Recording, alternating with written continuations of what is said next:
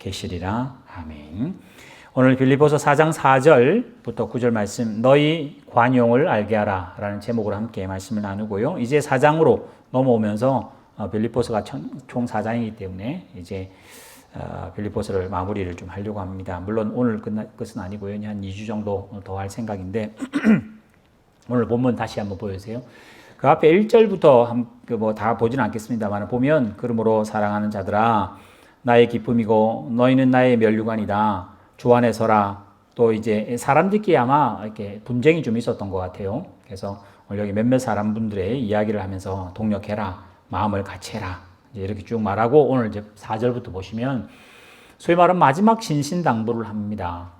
바울이 이제 이 편지를 쓸 때쯤 언제 몇 살인지는 정확하게 알 수 없습니다만 최소한 60세 전후는 넘었던 것 같고요. 또 바울이 이쯤에 죽습니다. 그렇기 때문에 죽음 전에 썼던 편지고 죽음 전에 부탁하는 것이기 때문에 유언이라 할 수 있을 겁니다. 그래서 이 마지막 부탁은 빌립보 교회에게도 하지만은 우리에게도 합니다. 그래서 시공간을 초월해서 오늘 이 말씀은 나에게, 내 인생에 하는 말이라고 잘 들으시기를 바라고요. 오늘은 4절부터 7절까지만 할 생각입니다. 먼저 보세요. 부탁하는 게 세 가지 있습니다. 기뻐하랍니다.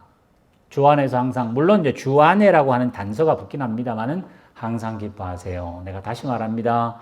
기뻐하세요. 두 번째는 보세요. 너희 관용을 모든 사람에게 알게 하라 그랬습니다. 사실 이 4절의 패턴으로 쓰면 이렇게 써야죠. 주 안에서 항상 기뻐하라. 내가 다시 말하노니 기뻐하라. 두 번째, 너희는 관용을 베풀어라. 항상, 다시 말하노니 항상 관용을 베풀어라. 어떤 상황이든지 관용을 베풀어라. 이렇게 돼야 되는데 관용에 대해서는 그렇게 말을 안 하고 있죠. 너희 관용을 모든 사람에게 알게 하라. 이게 무슨 말입니까? 그러면 이제 4절하고 5절하고는 다르다는 이야기예요. 기쁨이라는 말을 이해해야 되고 또 관용이라는 말도 이해해야 됩니다. 이제 이렇게 쉽게 이해할 수 있을 것 같아요. 우리 모든 사람에게는, 요즘 제가 살이 조금 빠지면서 이렇게 샤워하고 막 이러면 식스팩이 살짝 보입니다. 근데 식스팩이라고 하는 이 근육은 모두가 다 가지고 있습니다. 운동한 사람만 가지고 운동 안 하는 사람은 안 가진 게 아니라 안 보일 뿐이지. 그죠? 관용이 그렇습니다. 예수 믿는 사람이라면 관용은 당연히 있는 거기 때문에 관용을 보이라는 거거든요. 관용이 왜 안 보일까? 믿음이 약해서 안 보이고, 살이 쪄서 안 보이고, 뭘 안 해서 안 보이긴 하지만 없지는 않다는 이야기예요. 그래서 거꾸로 말하면 성경을 들고 다니면 교인이고 교회에 오면 교인이 아니라 관용을 베풀어야 교인으로 보인다는 이야기를 지금 하고 싶은 겁니다.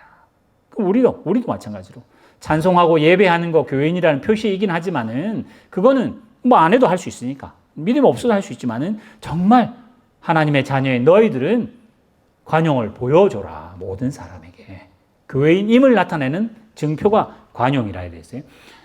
6절로 넘어가면 이제 이 본문은 너무 여러분 기도에 포커스를 맞추지 마십시오. 기도에 맞추지 마시고 아무것도 염려하지 말라.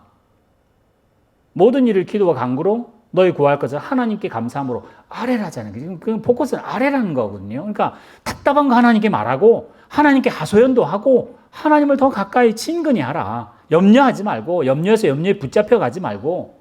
사실 우리나라 교회가 너무 신앙을 이렇게 심파로 만들고 감정을 이렇게 자극을 하다 보니까 여기 나온 이 본문 6절 줄을 쫙 꺼가지고 아주 이 형광펜을 꺼가지고 아무것도 염려하지 말고, 염려하면 믿음 없는 거예요. 하나님을 확실히 믿으면 감사함으로 하나님께 구하면 염려 없어야 되는데 왜 염려하느냐, 이런 식으로 나옵니다. 그건 거짓말입니다. 지금 바울이 너무 염려가 돼요. 그래서 빌립보 교회에게 편지를 쓴 겁니다. 바울이 믿음이 좋은데 왜 염려했겠습니까? 그거는 인생이 주어지는 그 순간까지는 염려합니다. 바등바등 뜹니다. 매 맞으면 아파하고요. 힘든 일이 부닥치면, 벽에 부딪히면 답답해 죽을 것 같고요.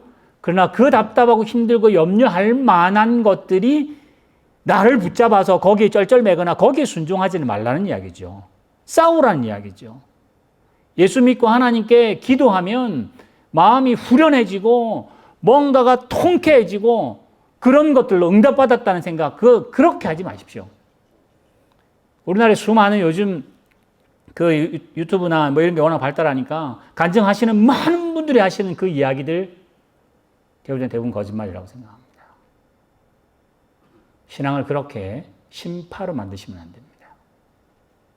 아무것도 염려하지 말고, 아무것도 강조하지 마시고, 뭐예요? 하나님께 말해라.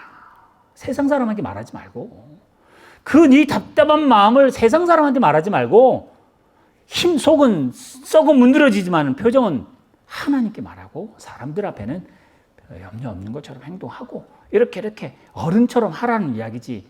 하나님 제대로 믿으면 염려 싹 없어지고, 구름이 거치듯이 싹 없어지고, 이렇게, 그거 다 미신입니다. 그런데 여러분, 그런 일이 혹시 하나님이 은혜를 확 주셔서 내 마음에 막 뜨겁고 뭐 이런 것이도 그걸로 계속 사시나요? 그러지 않습니다.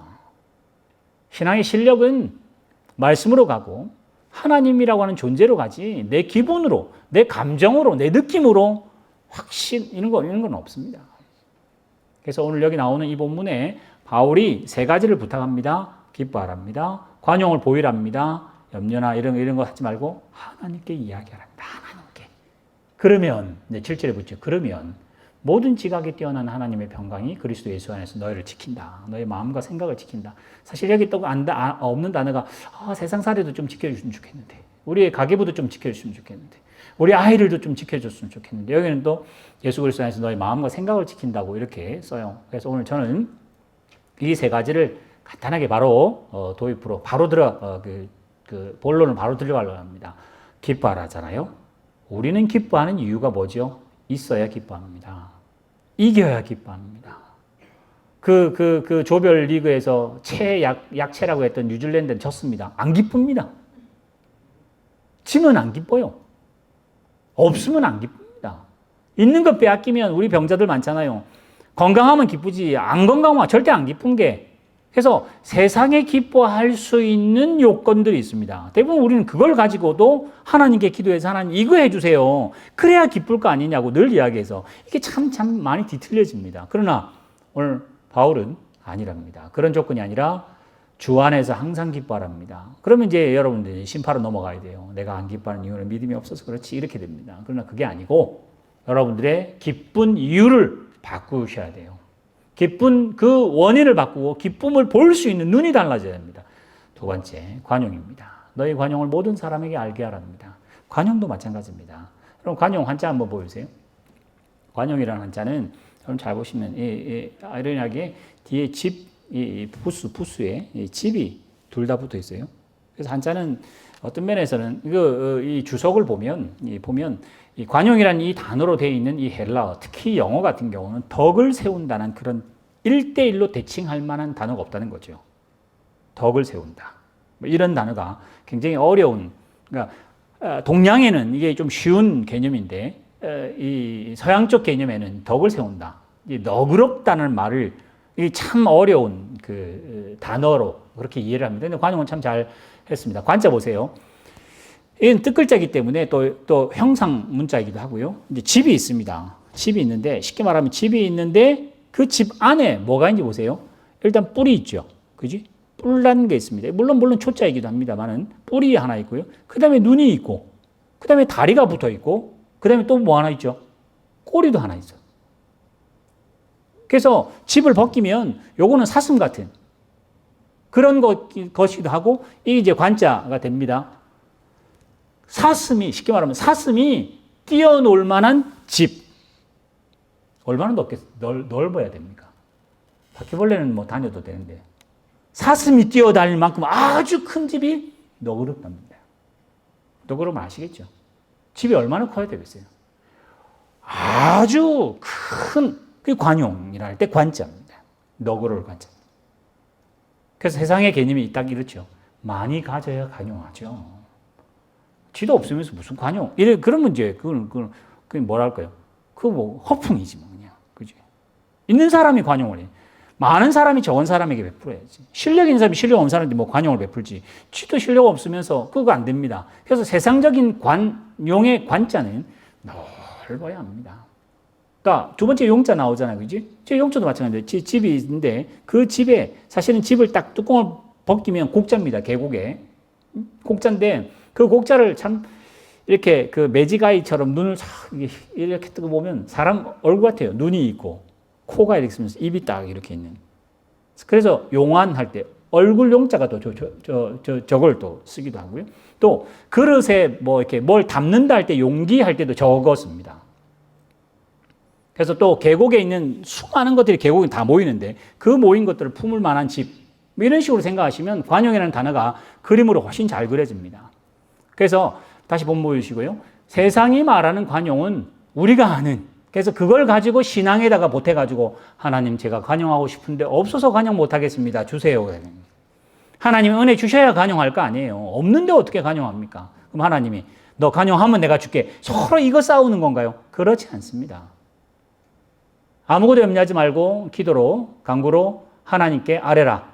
그러니까 마치 기도와 간구가 방법이 된 것처럼 하나님께 호소하랍니다. 근데 제가 지금 말씀드린 이 기뻐하고 관용과 하나님께 호소하는 이 세 가지, 특별히 첫 번째, 두 번째, 기뻐하라, 관용을 베풀 이유를 바울은 뭐라고 그러냐? 5절에 말합니다. 같이 한번 5절 읽어볼까요?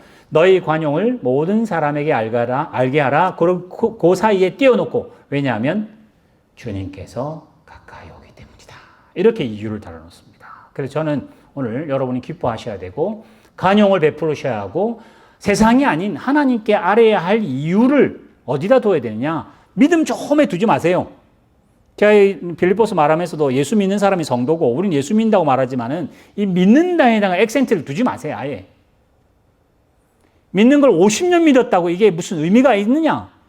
아니 어떻게 보니까 1년 믿은 사람도 만큼 못한 일들이 막 벌어지는 거 보면서 50년이란 이 세월이 뭐가 의미가 있나 싶을 만큼 약한 믿음인데 이 믿는 데다가 포커스 맞추지 마세요. 그런다고 믿지 말라가 아니라 믿어야 합니다. 우리는 할 수밖에 없어요. 근데 액센트를 어디에 둬야 되냐? 하나님께 둬야 됩니다. 왜요? 주님께서 가까이 오는데 왜 주님이 가까이 오면 뭔가? 주님이 누군 줄 알기 때문에 그런 거 아니에요. 우리 애들 비유를 하면 한국 같은 경우 아파트에 뭐 베란다 있는 거 많잖아요. 애들이랑 같이 둘이 노는데 동생이랑 노는데 엄마가 저기서 장 보고 막 과자니 뭐니 잔뜩 들고 온다 합시다. 그럼 형이 딱 봤어. 눈치채는 거지. 동생한테 너 이거 너 먹어라. 그게 관용 아니에요. 뭐요? 볼 수 있으니까. 지금은 사탕 하나 가지고 사실은 싸우고 있는 형편이지만은 나는 봤지. 엄마가 이만큼 들고 오는 걸 본 거예요. 그러니까 형이 마음이 바뀐 거예요. 이거 하나 별로 큰 거 아닌가. 그러니 너 이거 먹어라. 엄마한테 이거 말해라 그러면. 관용이라는 그 단어를 주님이 누군지를 우리가 정확하게 알아야 기뻐할 수 있어요. 우리는 주님을 모르고 내 여건으로 기뻐하려고 그러고 내 상황으로 관용하려고 그러니까 됐다가 안 됐다가 5년쯤 지나면 좀 돼야 되는데 아니 여기다 공을 붙여도 50년을 살아도 예수 믿어도 안 기뻐지는 일들이 늘 비일비재한 그것은 여기다가 액센트 둬서 그래요. 여기다가 힘을 두면 안 됩니다. 하나님에게다가 포커스를 둬야 돼요. 그래서 오늘 저는 여러분에게 예전에도 한번 뭐 말씀을 또 드리긴 했습니다만은 하나님의 포커스를 둬야 할 많은 이유들.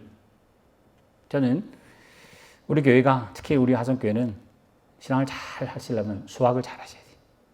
우리 교회는 수학을 돼요. 목사님이 수학 이야기를 워낙 많이 해가지고.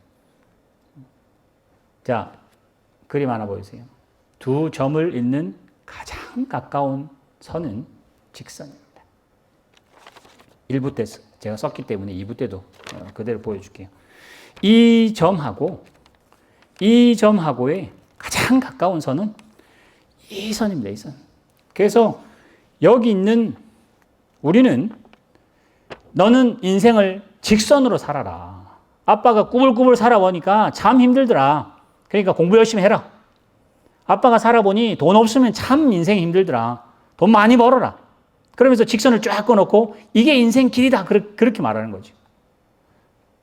마치 제가 볼 때는 결혼 전에 청년들은 모두 다 뭐 죽었다 깨어나도 대부분은 이 직선이라는 인생을 살기를 원합니다. 그래서 더 열심히 해야 되고 더 잘나야 되고 더 높이 더 좋은 거를 가져야 되고 뭐 이런 인생은 그건 뭐 직선이니까 이게 A4니까 이게 거의 30이잖아요. 그지? 30cm니까 아마 이 대각선은 뭐 하면 나오겠죠. 40이 조금 더 되려나요? 딱 요게 요 두 점을 이을 가장 짧은 선은 직선입니다. 근데 결혼을 하면 이제 나이가 들면 어떤 일이 벌어지느냐?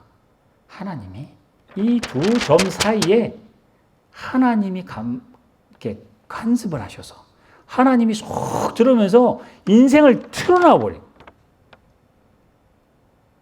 그러면 어떤 일이 벌어지냐? 2차원일 때는 이게 40cm가 제일 가까운 인생이라고 생각했는데 하나님이 내 인생을 트니까 요렇게 되니 3차원이 생기면서 이게 10cm도 안 되네, 이게. 다른 일이 벌어지는 거예요. 나는 이게 제일 가깝다고 생각하며 평생을 그렇게 살았고 가까운 길을 가야 기쁘고 가까운 길을 가야 이긴다고 생각하며 목숨 걸어 살았는데 갑자기 하나님 내 인생이 오셔서는 인생을 갑자기 확 틀어버리시는 거예요. 그러니까 이 두 점 사이가 2차원에서 차원이 하나 더 생기면 3차원이 되면서 10cm가 돼버려요. 완전 달라진 인생이. 그 다음 넘겨주세요. 이렇게 돼요. 2차원이 차원이 달라져서 한 차원만 더 생기니까 2차원인 줄 알았던, 그래서 제가 말씀드린 결혼을 해보니까 자기 혼자만 잘 나가 될 일이 아니라는 걸 이제 살짝 알게 되는 거예요. 남편도 있고 아내도 있고 이제는 남편 부부 둘이만 아내 둘이만 잘해가 될 문제가 아니라는 걸 또 알게 되는 거죠. 애가 생기니까 직선이 잘 사는 게 아니라 또 전혀 다른 차원이, 그거는 뭐 안 해보고는 모르는 그 일들이 싹 벌어지기 시작한 거죠. 나는 이거 말고는 없다고 사실 믿고 살았고 세상 사람은 다 2차원에 살기 때문에 다 이렇다고 생각하고 살았었는데 실제로 살아보니까 인생이 3차원이라는 걸 모르고 사는 거예요. 여러분, 이 차원 이야기는 사실은 우리는 3차원에 살잖아요. 그치? 근데 이제 아인슈타인을 비롯해서, 아인슈타인이 처음 한 건 아니고요. 아인슈타인을 비롯해서 많은 사람들이 차원을 하나씩 더 높입니다. 차원이 4차원이 이제 벌어져서 지금 영화에 수많은 4차원 영화들이 많습니다. 여러분 4차원 뭐 보시면 잘 아시고 4차원이라는 그 개념 자체가 예전에 말씀드렸던 것처럼 딱 요런 개념입니다. 제가 1학년 때, 대학 1학년 때 이제 시험 문제, 부부가 결혼을 했습니다. 남편이 빛의 속도 반의 C인가 보통 빛의 속도예요. C의 반의 속도의 로켓으로 어디를 갔다 옵니다.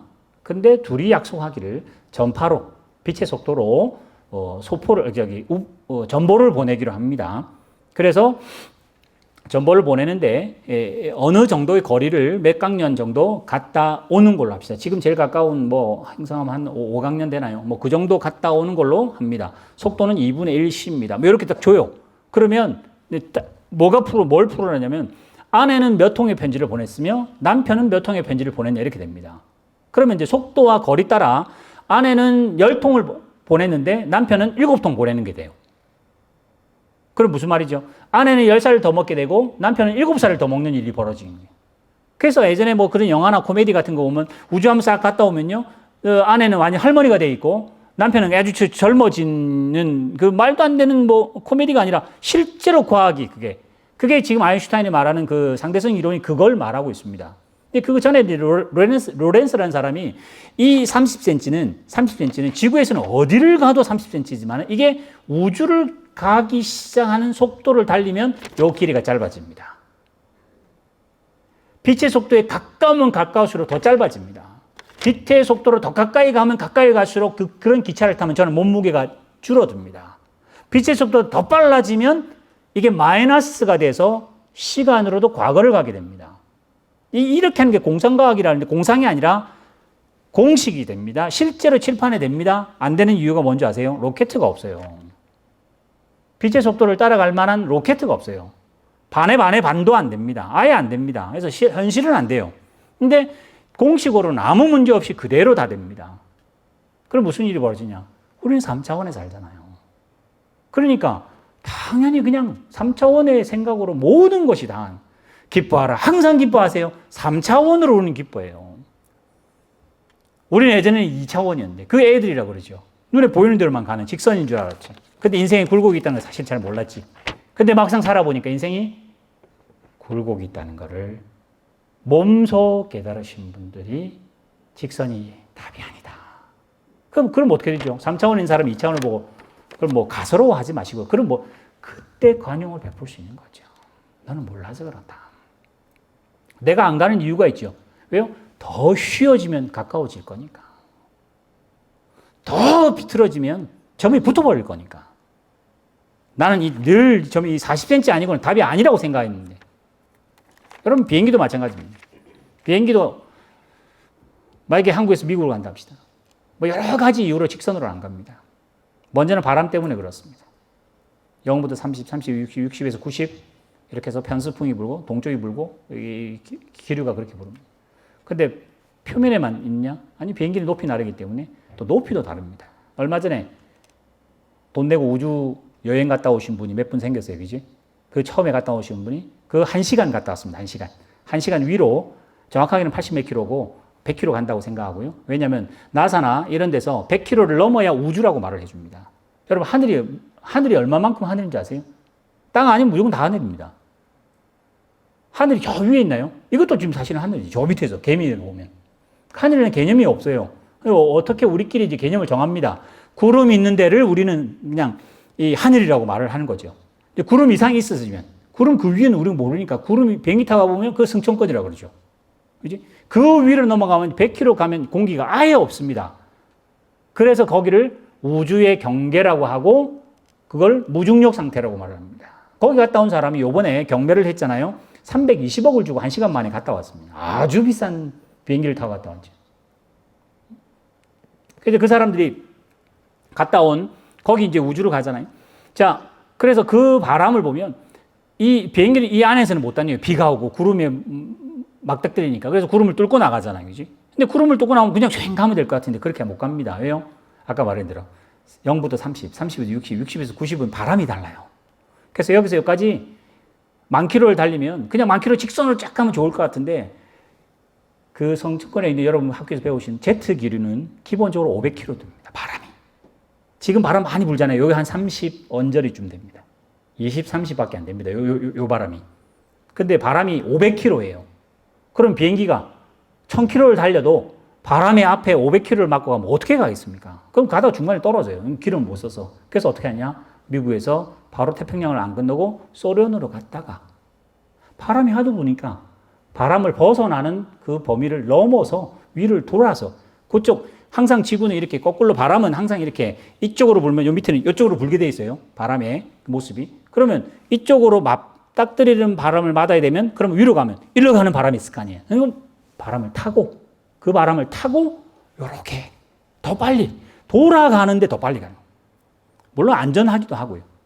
이것처럼 우리는 3차원이라고 하면서 내가 기쁠 요인, 기뻐할 수 있는 그 조 안에서 항상 기뻐하라 이러면 기쁨을 막 연구해가지고 2차원에서는 기쁨, 그거는 너무 낮아. 이제 3차원에서 기쁜 이유를 막 찾아냈지만 보니까 바람도 말 안 했고 이 지구가 돈다는 것도 관여 안 했고 이게 제트 기류가 있다는 거는 꿈에도 생각 못 하고 3차원에서 여기서 여기까지 그걸 벡터라 그러잖아요. 그지? X, Y, Z 하는 것처럼 직선이었던 게 이제 차원이 보면 벡터 이 정도 알면 이제는 뭐 다 알았다 싶은데 이제 벡터의 문제가 아니라 이제는 바람이 불고 지구가 돌아가고 이게 위도 경도라는 게 있고 그러면 또 내가 일려고 할 때 비행기는 기본적으로 600m 정도를 떨어져야 됩니다.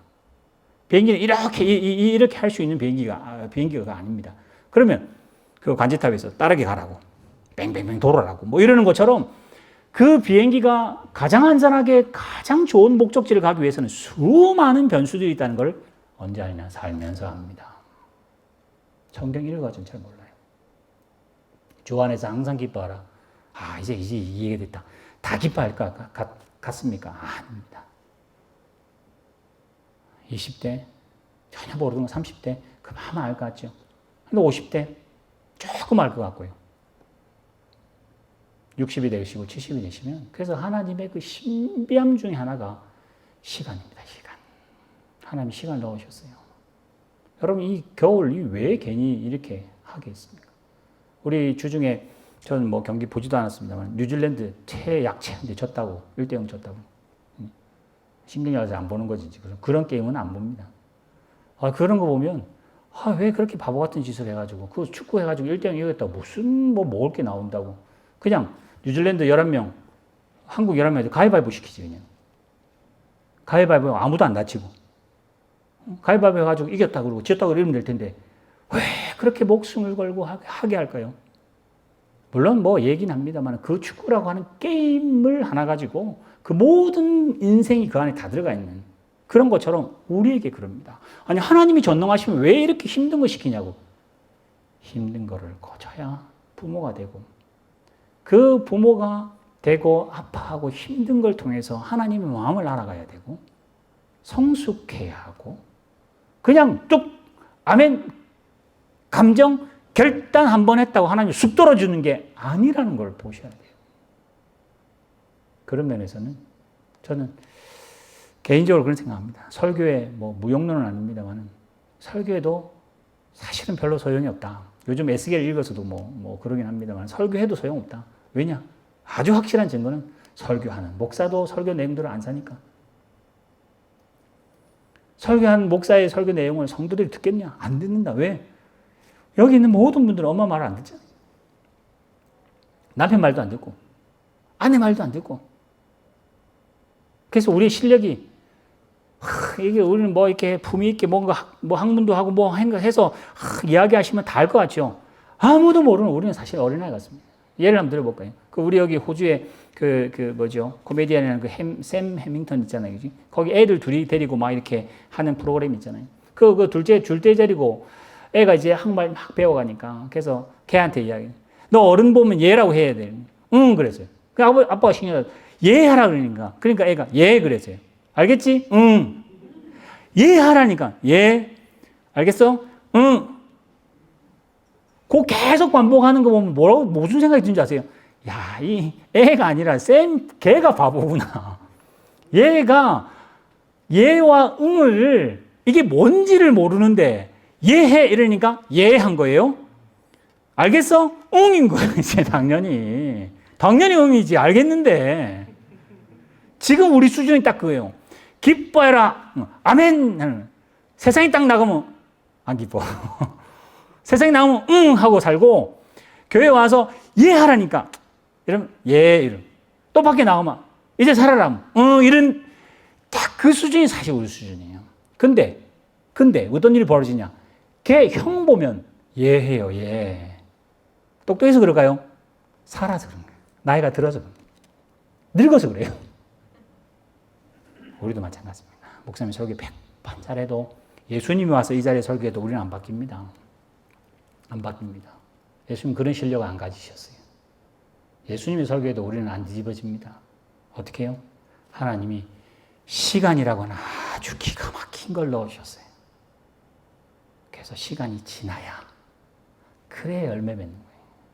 시간이 지나야 내 마음속에 얘가 뭔가를 그제서 하는 거야. 아빠가 얘 하니까 뭐 당장 말하니까 얘 하는 거지. 근데 묻잖아요. 알겠어? 응. 알겠는데 뭐 이해가 되는데 우리의 실력이 바울도 그걸 알기 때문에 나이 젊어 못했고요. 죽음 직전에 알았기 때문에 또 빌립보 교인들에게 너무 신신당부해야 되기 때문에 기뻐하랍니다. 주 안에서 기뻐하랍니다. 관용을 베풀랍니다. 보이랍니다. 왜요? 주님이 가까이 오기 때문에. 우리는 기뻐하세요. 대박 날 겁니다. 뭐 이래야 기쁘고 관용 베푸세요. 내가 많이 줄게. 뭐 이런 식으로 해서 그 이유와 원인은 소유, 2차원, 3차원 이런 데 있는데 보니까 이게 기뻐해야 하고 관용을 베풀어야 할 이유는 우리에게 있지 않고 하나님에게만 있었더라. 그 하나님이 내 아버지라는 데 있었더라.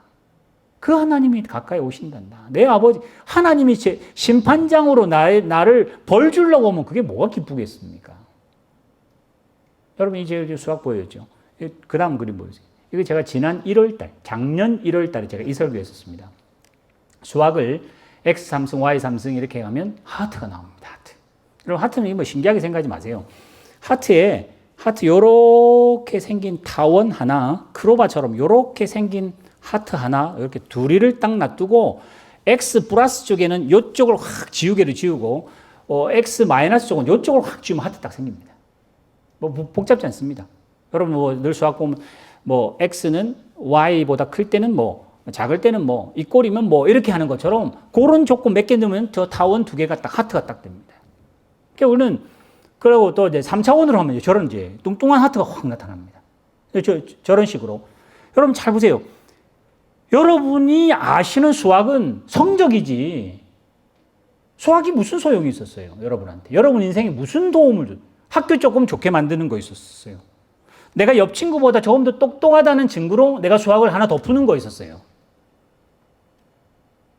우리 교회는 수학 잘하시는 분 여러분 있다는 거 압니다. 저도 수학을 좋아하고 수학이 제일 재밌었고 수학이 제일 좋은 과목, 성적이나 모든 게 다 좋은 과목. 저는 수학을 좋아하니까 저희 한국에 있을 때는 저희 딸을 수포자로 만들 수 있는 능력이 있었어요. 모르는 거 완전 이해가 안 되는 게 이해가 안 돼요.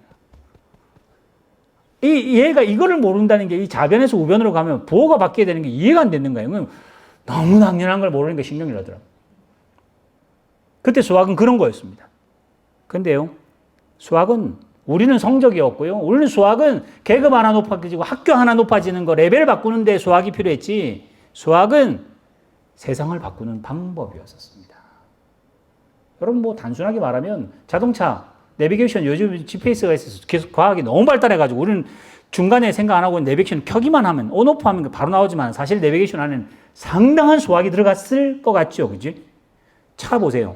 차 속도계를 알려면 바퀴가 1m입니다. 한 바퀴가. 그러면 100바퀴 돌면 100m 간 거 아니에요. 그지? 그럼 곱하기 하니까 차는 쉬워요. 근데 비행기는 바퀴가 없으니까 비행기를 어떻게 알겠습니까?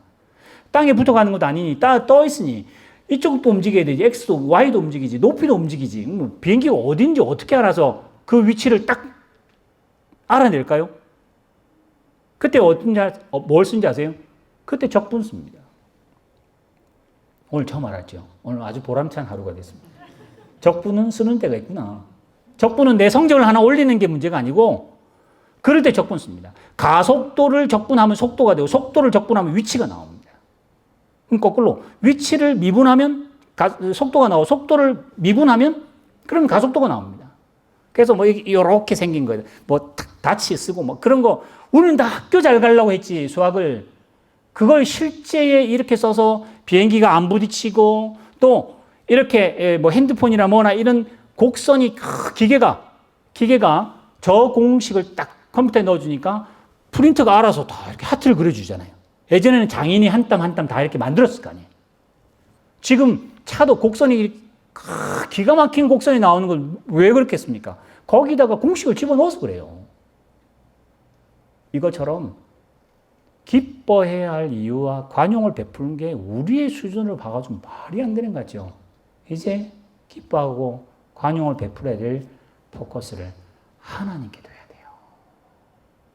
그래서 답이 성경 안입니다. 하나님 때문에 든든하셔야 돼요. 우리 교회는 든든하고 우리 교회는 싸움도 안 하고 우리 애들은 공부도 잘하고 내 통장에는 돈이 많으니까 기뻐하고 관용을 한 방에 없어질 수 있는 그런 데다가 기쁨을 두지 마시고 건강도 전혀 근거가 될 수 없음을 관계도 내가 믿었던 그 사람도 나의 기쁨과 관용에는 전혀 원인이 될 수 없으나 주님께서 가까이 오시니까 기뻐할 수 있고 왜요? 주님을 아니까 하나님을 아니까 그래서 그 하나님을 믿는 사람은 성도고 그 하나님이 가까이 온다니까 관용을 너희는 보여주라는 거 아니에요. 관용이 저 깊이 있어서 끊을 수가 없었는데 주님이 가까이 온다는 그 소식에 관용을 내주셨어요. 아까 제가 2차, 3차 원이라고 하는 차원처럼 뭐 그런 면에서는 사실 그런 것 같습니다. 20대는 2차원 사는 것 같고요. 정말 그지? 힘과 아름다움 이런 게 다인 줄 아는데 30대 결혼해서 보면 3차원 같고 지금 우리 50대, 60대 사시는 우리 원사님 장로님 70대는 아마 차원이 아마 그 차원을 갈 수밖에 없게 하나님이 들이미는 것 같아요. 다 무너뜨려가지고 막 뒤틀은 것 같은데 그 점이 부딪혀서 인생이 이렇구나. 하나님이 이렇구나. 고백 안 할 수 없도록 성경이라고 하는 것은 글이 아니라 이제는 내 마음속에 하나님께서 써놓으신 인생의 성경이 내 마음속 깊이 있을 때 그걸 신앙이라고 말할 수 있습니다. 여러분 아까 제가 말씀드렸던 이 직선이 곡선이 되면서 뒤틀 수 있는 거는요 공간만 눈에 보이니까 그렇죠. 하나님은 어떤 분이신가? 과거 있잖아요. 과거 지금 우리가 지금 현재 살잖아요. 하나님 앞으로 미래를 뭐 주장하시잖아요. 그러면 미래에 있는 사건입니다. 하나님이 저를 부르셨습니다. 너 국가대표 될 거다. 하나님 말씀, 뭐 말도 택도 없는 소리 하지 마세요. 내가 시킬게. 그러면 나는 미래의 시점을 이야기하기 때문에 근거를 찾고 막 이러지만 하나님은 미래라고 하는 시점 자체가 없으신 분이 내가 하기로 작정하신다 하시면 그건 사실이라고 하는 거예요. 모세야, 내가 너를 바로 앞에 세우겠다. 내 백성을 인도해 내겠다. 내가 가나안 땅에 집어넣겠다고 하나님 약속하신 것을 하나님은 말할 때 말로 해야 되니까. 제가 예전에 말씀드렸잖아요. 하나님이 영어로 했을까 한국말로 했을까? 그럼 모르잖아요, 여러분들. 마음속으로 했을까? 하나님은 히브리 사람 좋아하니까 히브리 말로 했을까? 아닌데 아브라함은 저기 갈대우르 사람인데 하나님이 저한테 영어로만 또 못 알아듣는 거죠. 무슨 말로 했을까? 오늘 전혀 모릅니다. 그것처럼 하나님은 그 시간 자체를 하나님이 만드신 창조주고 시간도 피조물이잖아요. 아까 제가 4차원 이야기인 것처럼 시간을 이렇게 줄었다가 늘었다가 하는 것처럼 하나님이 모세야 내가 너를 이렇게 말하면 하나님에게는 사실. 마치 과거처럼. 그 호렙산에서 말하는 그 하나님의 입장에서는 모세가 벌써 사람들을 다 데리고 가나안 땅에 바로 직전에 서 있는 그 시점하고 하나님은 전혀 다르지 않으시는 그분. 근데 모세에게는 말도 안 되는 소리 하지 마세요. 더 똑똑한 사람 세우세요. 그러며 40년의 시간을 거기다 훅 하고 집어넣으세요. 그러니까 이 40년 지난 120세 모세가 신명기를 쓰잖아요. 그래서 저는 아까 말씀드렸던 것처럼 설교 무용론, 아무리 설교도 안 될 것 같아요. 그럼 설교 왜 하나? 설교해야 오늘 1시간 지나갈 거 아니에요. 오늘 설교하고 예배해야 이 하루 지나갈 거 아니에요. 또 이렇게 해서 한 주간 지나가야 2021년이 지나갈 거 아니에요. 이래야 또 1년이 또 나이 드실 거 아니에요. 이러면서 뭐죠? 지금 나에게 주어진 이 순간에 최선을 다하신 그렇게 살다 보니 벌써 나이가 30이 되고 그렇게 하다 보니 벌써 인생이 60이 되고 이게 뭔가가 아니라 하나님께 가까이 가니 더 감사하고 나이 드시고 늙어지시는 게 이게 안타깝고 울 일이 아니라 더 감사하고 그게 신앙이라고 말을 합니다. 우리 늘 신앙을 쓸모 있으려고 그러고 보여주려고 하다 보니까 안 되는 거예요, 자꾸만. 근데 하나님은 그렇게 말하지 않고 기뻐해라. 내가 가까이 간다. 사실은 하나님이 가까이 간다고 말한 이 가까이는 벌써 왔습니다. 그죠? 벌써 예수님이 오셨고요. 벌써 예수님은 우리 죄 위해서 내가 신앙 고백하기 전부터 벌써 죽으셨어요. 그래서 과거라고 우리한테는 과거라고는 변할 수 없는 곳에서 딱 하나님 벌써 못을 박아 놓으셨어요. 근데 우리는 아직까지도 잘 안 믿어지는 거지. 그러니까 그런 갭들을 계속 하게 하십니다. 오늘 여러분이 이해할 수 있는 것으로 인생 살지 않잖아요. 근데 우리는 늘 신앙을 볼 때마다 이해하는 걸 신앙하고 싶어요. 신앙을 우리 이해한다고 생각하고 나는 내 열심으로 자꾸 믿으려고 합니다.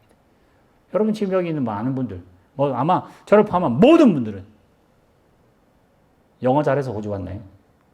학교 다닐 때 영어 난 너무 잘하기 때문에 외국가 살아 이렇게 생각했겠습니까? 영어로 밥 벌어먹고 살 줄 꿈에도 생각 못했던 거예요. 여기 나와 살까 꿈에도 생각 못했을 거 아니에요? 근데 내가 와서 내가 살고 싶어서 지나가 보니까 하나님 나를 여기 보내셔서 우리 이런 사람 만나게 하시고 내가 애를 좋아라고 이렇게 사실 했지만 하나님이 이런 사람 이렇게 인생을 하나님이 다 형형색색 다르게 하나님이 만들어 가시는구나. 그렇게 인정하게 만드실 때 그게 믿음이라고 할 수 있어요. 그게 실력입니다. 그래서 오늘 이 하루 예배하고 또 한 주간 학교에서 또 직장에서 주어진 일 최선을 다하시고 그렇게 지나다 보니 주님께서 훌쩍 가까이 오심에 인해서 우리의 신앙이 깊어지는 그 모습입니다. 그래서 오늘 여기 나오는 아까 본문 다시 한번 더 보여주세요. 주 안에서 항상 기뻐합니다. 주님은 아시겠죠? 주님이 누군지를. 그래서 우리의 믿음이 더 강해지려면요. 열심히 기도하고 성경 읽고 그거는 소위 말하면 방법입니다. 방법이. 더 좋은 방법이 있을 수 있죠. 조금 덜 하는 방법이 있을 수 있겠죠. 그러나 방법이 중요한 게 아니라 알맹이. 주님 안에 있으니 항상 기뻐하는. 하나님, 이거 사망의 음침한 골짜기인데 이거 왜 가냐고. 아니다. 가봐라. 가보면 푸른 초장 나온다. 내가 너 푸른 초장으로 데려가려고 실만한 물가로 데려가려고 지금 간다. 나는 벌써 그 길을 알고 있다. 나는 벌써 그 길을 내가 벌써 다 사놓고 벌써 다 만들어 놨으니 힘들어도 가자. 왜냐? 푸른 초장으로 가는 길이 그 길이니까, 그 길밖에 없으니까, 십자가 길밖에 없으니까, 이런 식으로 하나님께서 다윗이 예수님 전에 1000년 전 사람인데도 마치 안 것처럼 시편을 쓴 거 아니에요? 우리도 마찬가지예요. 우리 지금 교회 아프신 분 많잖아요. 그죠?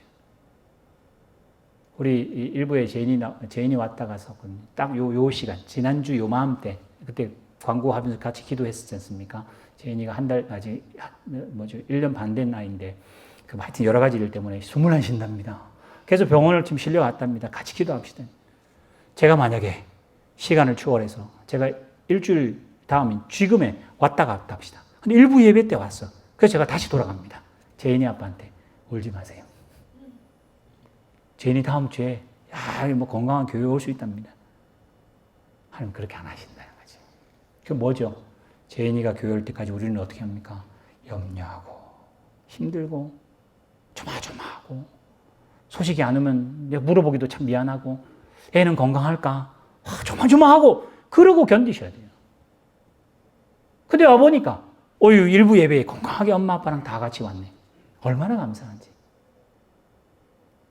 여러분, 관용이 실력으로 될 문제가 아닙니다. 아까 말씀드린 응이 지금 되고 있는 이때 걔가 크니까 어른 보면 자연스럽게 이해하는 게 참 하나님의 기가 막힌 시간과 공간을 집어넣으신 겁니다. 오늘 주 안에서 항상 기뻐하시고 우리 모든 사람들에게 관용을 베풀 수 있도록 특히 우리 화성교회 성도들 이 관용이라는 제가 설교 쭉 찾아보면 인터넷에 수많은 그 관용에 관한 목사님들의 설교 많습니다. 보면 대부분 다 관용 이렇게 베풀고 어쩌고 이런 오케이. 정말 이해할 만합니다. 근데 정말 관용해야 될 이유는 주님께서 가까이 여기고 그 주님이 주님인지 그 주님이 누군지 그 주님이 인생을 틀신 분인데 이 튼게 의미 있었다는 그 이유들을 우리는 잘 모르고 관용 이랬던 우리들입니다. 오늘 이 본문으로 우리의 관용을 있습니다. 식스팩 있습니다. 보여주라고 하는 거예요. 그럼 열심히 노력하셔야죠. 그 식스팩 보이려고 돈 들여가면서 아주 유명한 코치를 들여가지고 아주 해가지고 화보를 찍으려니까 얼마나 힘듭니까? 여러분 그렇게 하셔야 돼요. 관용을 보이셔야 돼요. 이번 한 주간도 힘들고 어려운 삶을 혹 산다 할지라도 코로나의 이 전국이 더 난리를 부린다 할지라도 여러분 주님께서 더 가까이 일주일만큼 더 가까이 갔으니까 더 믿음이 좋아지시는 여러분 되시기를 주님의 축원합니다. 기도하겠습니다. 살아계신 하나님 아버지, 인생에 참 어렵고 힘든 일들 우리는 많이 가져야 관용하고 넓은 집에 살아야 관용하고 이겨야 관용하고 주님이 많이 베풀어 주셔야 우리 교회도 크게 부흥해야 그나마 그때 내가 관용을 할 것 같았는데 이제 내가 만든 신이 아니라 내가 만든 하나님, 내가 만든 신앙이 아니라 성경이 말씀하시고 주님 안에 기뻐할 수 있고 주님이 가까이 오기에 관용할 수 있다는 이 바울의 그 진심과 또 그의 인생과 또 하나님의 2000년의 역사 가운데 하나님의 인도하심이 뭔지를 잘 깨달아서 또 우리는 아니요, 응을 갔다 왔다 하겠지만 그럼에도 불구하고 또 그래도 시간이 또 지나서 그만큼 철들고 우리의 신앙이 더 깊어지게 하나님께서 하실 줄 믿고 이 모든 말씀 예수님의 이름으로 기도드리옵나이다. 아멘.